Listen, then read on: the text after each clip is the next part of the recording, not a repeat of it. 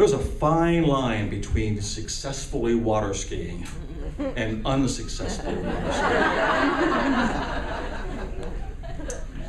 You're sitting in the water, bobbing behind a speedboat, and when that motor guns it, you've got a half a second at most to determine whether you're going to go bouncing gaily over the waves on your skis or bouncing gaily over the waves on your face. I found this out when I went to the Bahamas for a week at an all-inclusive resort. And as you know, the mantra in an all-inclusive resort is, you've already paid for it. Whether it be the late night buffet, the Watusi lessons, the open bar, the trapeze lessons, you've already paid for it. So under this kind of motivation, you try to experience a lot of things you would never normally try. So I went down to the beach one day and I decided to try water skiing lessons. And there were only a few of us there, and there was a Bahamian guide there. He was from the resort. And he showed us how you put your life preserver on, and you put the skis on, and you float in the water, and you get the skis perpendicular to the water, parallel to each other. You hold the tow rope in between the skis, and when you feel that speedboat gunning its engines, you stand up on your skis. You just stand up. So I said, okay, and when my turn came, I followed those lessons, and I'm floating there. It took a while to get the skis to stop wobbling, but eventually I got them perpendicular to the water, parallel to each other, holding on the tow rope, and I gave a little wave to indicate to the driver I was ready. And all of a sudden, a huge wall of water comes flying at me, and I'm holding on my arms, and I'm pushing with my feet, push, and splat.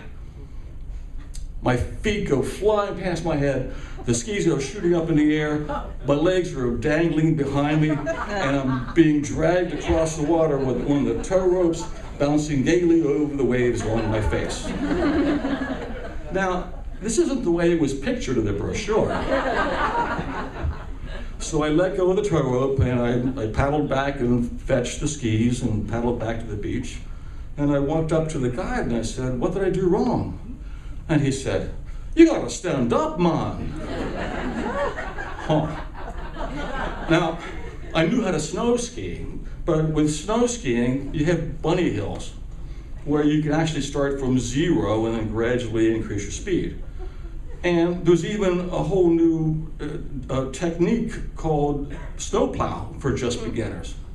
But with water skiing, there is no snowplow. There's no bunny hill in the ocean. But I had already paid for it, so I went back and I tried again. So second time, bouncing in the water, getting those skis up there, tips up, parallel to each other, hold the tow rope, signal the boat guns it, huge wall of water comes flying at me. Push, pull, and splat. My feet go flying past my head, my skis go shooting up in the air, my legs are flapping behind me like this, and I'm hanging onto that tow rope, bouncing gaily over the waves on my face. But now, I've already done this once before, so for a brief moment there, I thought, this isn't so bad. It was kind of fun. It was kind of like Superman. Only Superman flies through the air and I'm flying through the water. But then it finally hit me that sooner or later I'm going to have to breathe. So I reluctantly let go, and thoroughly humiliated, I gathered up my skis and swam back to the beach. I asked the guide, what did I do wrong? And he said, you got to stand up, man. So I was defeated, I was exhausted, and I decided I better quit now while I'm still alive.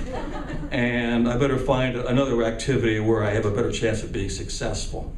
So I walked back up to the resort, and I walked into the open bar.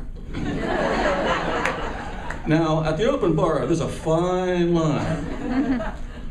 There's a fine line between being amazingly charming and amazingly annoying. And that my research that night successfully convinced me that the lines between drink number 4 and drink number 5. Thank you.